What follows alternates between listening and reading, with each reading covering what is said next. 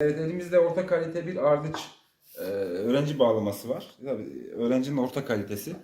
Bize hep soruyorlar, hocam hangi bağlamayla başlayalım? İlk başlayanlar hep soruyorlar. Biz genelde orta kalite tercih etmelerini söylüyoruz uzun vadede kullanmalar için, ama bu tarz bağlamaların biraz tınıları farklı oluyor. Bu tarz tını da çok duymuyoruz son zamanlarda. Bakın bağlama zil gibi.